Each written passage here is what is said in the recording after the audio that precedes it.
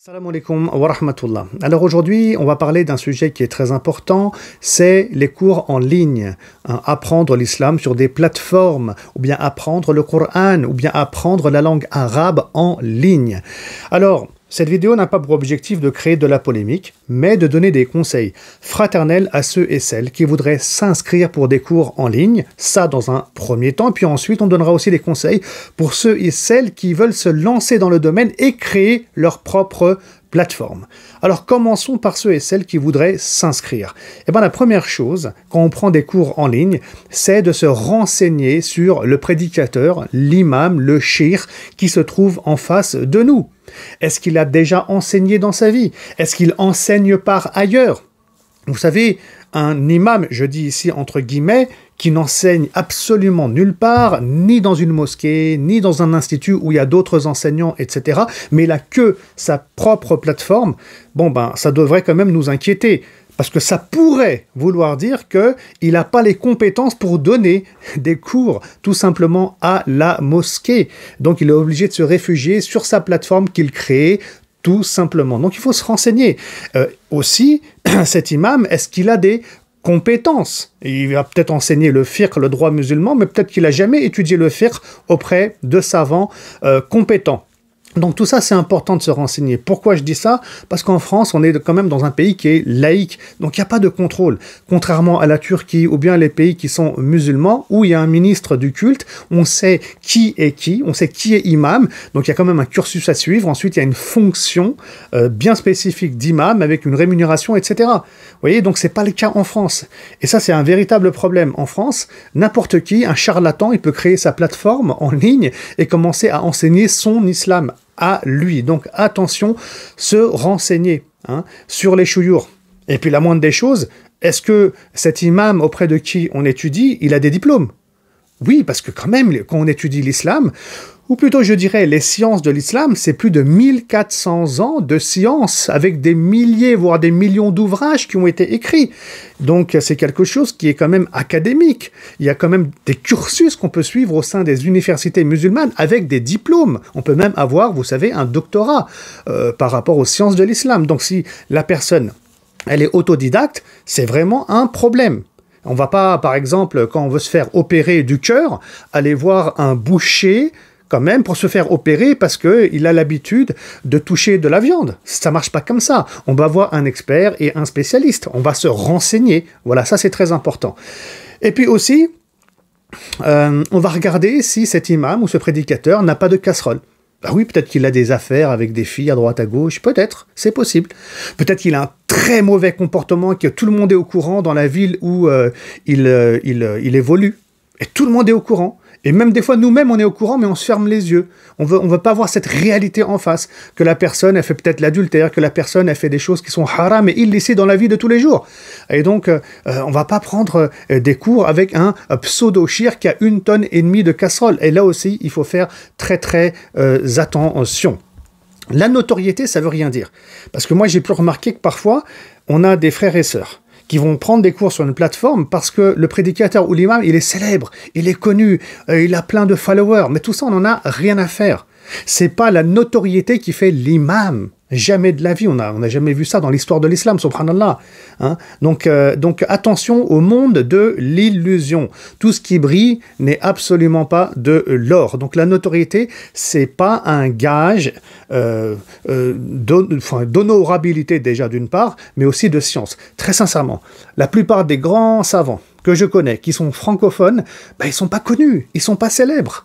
Ils ne sont pas célèbres, ils n'ont pas le temps de faire des vidéos, ou bien ils en font pas parce qu'ils ne veulent pas pour des motifs X et Y. Donc, c'est d'autres facteurs qu'on doit regarder. Ensuite, j'invite aussi mes frères et mes sœurs de faire attention.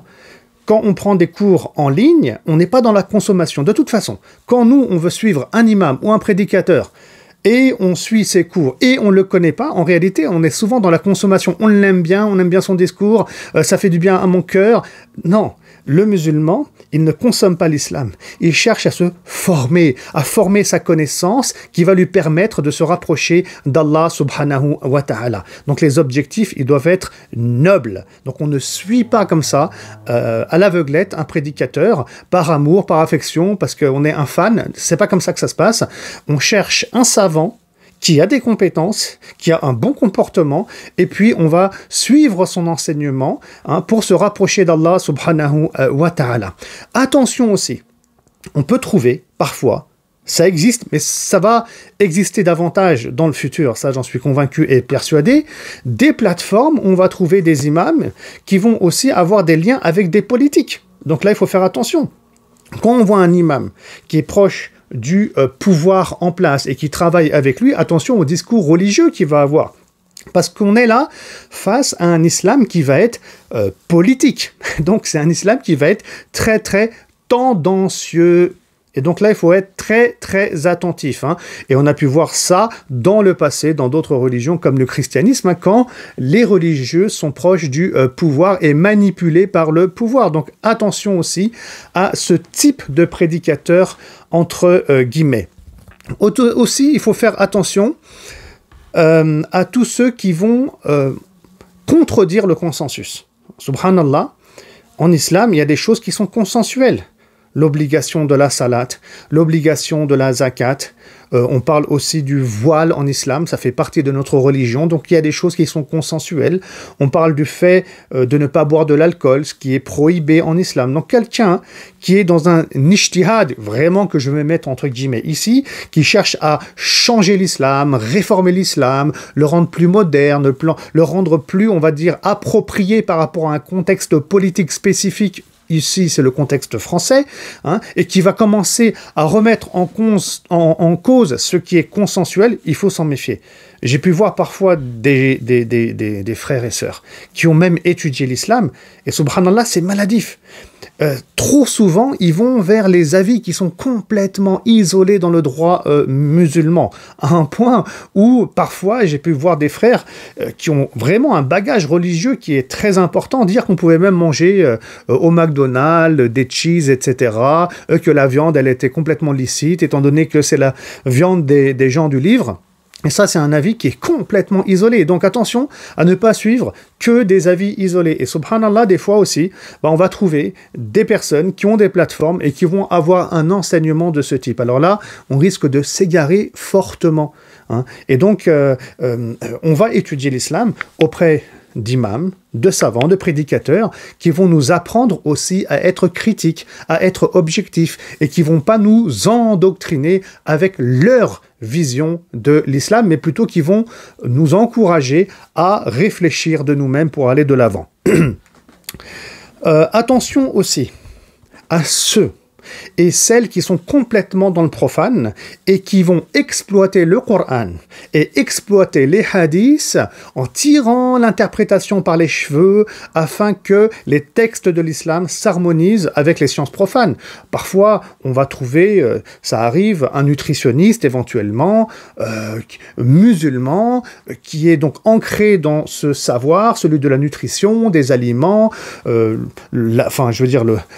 rapport qu'il y a entre ce qu'on mange et notre corps, et qui vont ramener des textes religieux pour justifier leur positionnement. Non, l'islam, le Coran, la Sunna, c'est pas des choses qu'on va plier, qu'on va tordre pour que ça soit en adéquation avec ce qu'on va trouver dans le profane et les sciences profanes. D'accord? Allah subhanahu wa ta'ala nous a révélé le Coran. Le prophète sallallahu alayhi wa sallam nous a apporté aussi beaucoup d'éclaircissements. Donc avec vraiment beaucoup d'objectivité, on regarde ces textes. On ne les tord pas pour que ça aille dans notre sens. Ça, c'est très important.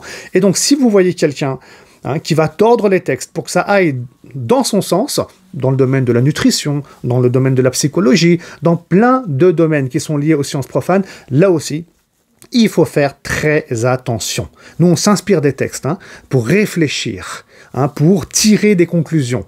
Donc, on ne tord pas les textes, c'est très différent. Voici donc quelques conseils importants pour mes frères et sœurs qui voudraient prendre des cours en ligne. Alors maintenant, je vais donner quelques conseils aussi à ceux et celles qui voudraient créer leur propre plateforme. Alors, tout d'abord, il faut surveiller son intention. Wallah, c'est très important. Il faut surveiller son cœur. Pourquoi? Parce que la notoriété, ça monte vite à la tête. Ça monte vite à la tête. Par conséquent, celui qui veut lancer sa plateforme, il faut qu'il lance sa plateforme pour Allah subhanahu wa ta'ala. Il faut que ça soit clair, ça. Pour satisfaire Allah subhanahu wa ta'ala, pour avoir des hasanat aussi, hein, dans sa vie, même après sa mort. Parce qu'il aura sans doute des cours aussi qui sont enregistrés et qui seront vus par d'autres après sa mort. Hein. Pareil quand on fait des vidéos sur YouTube, sur Insta, etc. Donc il faut vraiment revoir son attention parce que on peut être attiré par l'argent. On peut être attiré par les richesses, les biens éphémères de ce bas monde. On peut être aussi attiré par la popularité. On veut peut-être devenir célèbre aussi. Hein, donc il faut faire attention à son nafs, parce que notre nafs, hein, il risque de nous égarer. Ensuite, autre conseil très important, ne pas abuser au niveau des prix. Subhanallah. Le prophète sallallahu alayhi wa sallam, pour être clair, quand il enseignait l'islam, quand il a transmis l'islam, il n'a pas demandé d'argent. Sallallahu alayhi wa sallam. Donc il ne s'est pas enrichi avec le Coran, il ne s'est pas enrichi avec l'islam. Et donc, on comprend très bien aujourd'hui qu'à notre époque, nos imams, les prédicateurs et les savants, ils ont besoin d'argent pour vivre. Mais il ne faut pas rentrer dans l'abus, au point où on va mettre des prix exorbitants sur nos plateformes, dans nos cours en ligne, peut-être avec pour objectif d'acheter une grande maison à Dubaï, ou je ne sais pas où, au Maroc, ou ailleurs, ou en France, à la rigueur. Non, c'est pas ça. Si tu veux vraiment acheter des terrains, acheter des grandes maisons, acheter une grande voiture, là, il faut travailler. Il faut travailler, il faut bosser, il faut laisser le religieux tranquille. Hein. Et moi, je dis attention à mes frères et sœurs qui se lancent dans les cours en ligne, surveillez vos cœurs. C'est quelque chose de noble, l'islam, et donc ne pas s'enrichir, subhanallah, ne pas s'enrichir sur le dos de l'islam. Ça, c'est une faute qui est grave et dans laquelle, bien entendu, il ne faut pas tomber. Ensuite, il ne faut pas abuser aussi, dans le domaine du marketing. Bon, j'avoue qu'on est tous tentés. On fait des miniatures sur YouTube, etc. Mais il faut pas être dans l'abus, subhanallah. Surtout lorsqu'on est dans le mensonge. Genre, on va mettre un prix pour des cours sur l'islam à 900 €, puis on barre, c'est en solde, c'est à 300 €. On va pas solder l'islam quand même. C'est quoi ça, Yanni? Hein? Je fais encore des soldes, c'est l'été, sous le Black Friday, je vais faire des cours à 200 €. C'est quoi ça? Tout est déjà réfléchi, tout est déjà programmé. On suit un peu les techniques marketing qu'on va retrouver aux États-Unis, tout ça pour que la personne, elle vient, c'est un client. C'est même plus un musulman à qui on veut enseigner l'islam. Là, il devient carrément un client. Un client, on veut son fric, on veut son argent, hop, viens. Et non, on n'est pas dans cette dynamique-là. Nous, on est dans la dynamique du prophète Mohammed sallallahu alayhi wa sallam. C'est vraiment pas la même chose. Ou bien on met un chrono, vous savez, un chrono. Et il vous reste, pour avoir la remise spéciale de 20% pour s'inscrire en cours en ligne, il vous reste genre 60 minutes et 20 secondes. Voilà, toi, t'es là, waouh, qu'est-ce que je fais? C'est comme si t'achetais un billet d'avion. Vous savez, le prix peut augmenter si tu te reconnectes le lendemain. C'est n'importe quoi.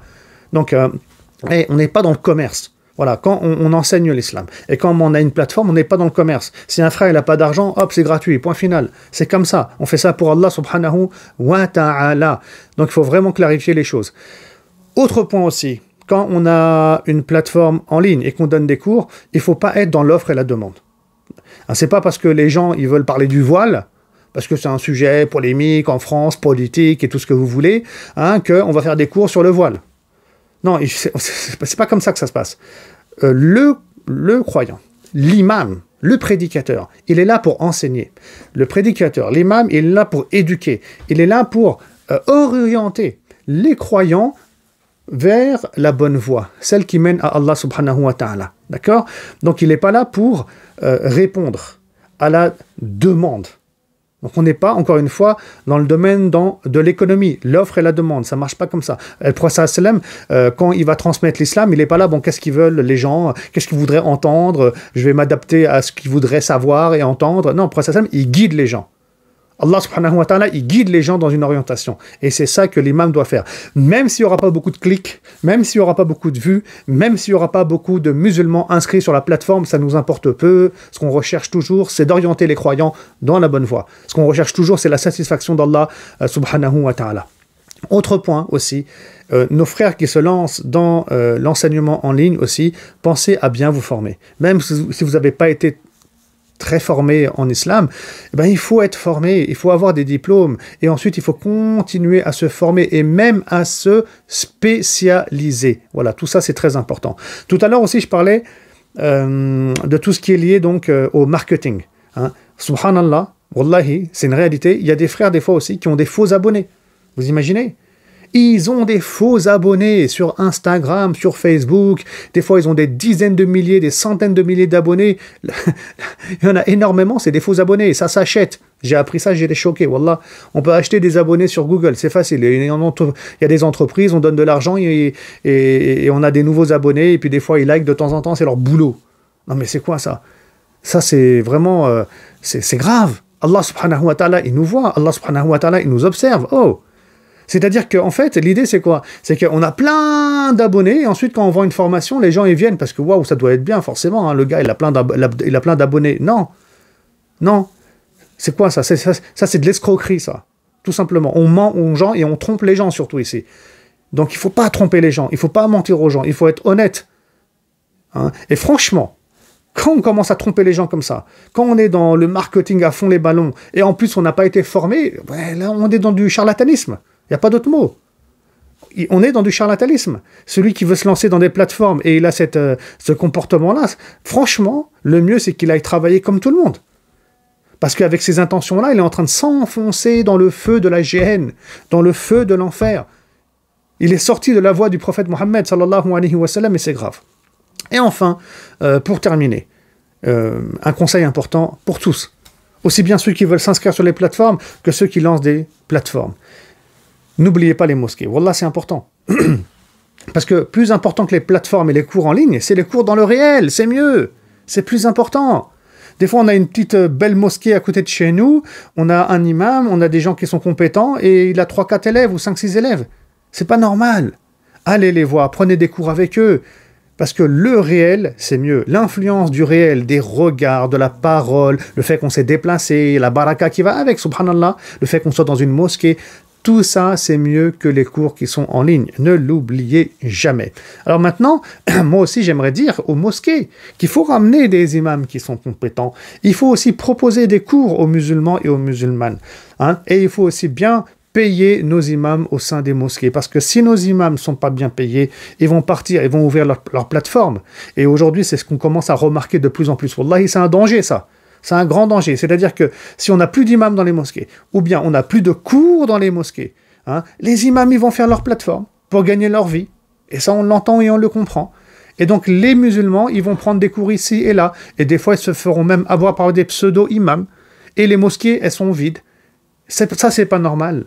Et Inch'Allah Ta'ala, donc il faut réinvestir les mosquées. Et Inch'Allah Ta'ala, on espère que ce message soit clair pour tous et pour toutes. Je répète, il n'y avait aucune volonté de créer de la polémique, mais de donner des conseils à mes frères et mes sœurs. Qu'Allah subhanahu wa ta'ala accepte nos œuvres. Salam alaikum wa rahmatullahi wa barakatuh.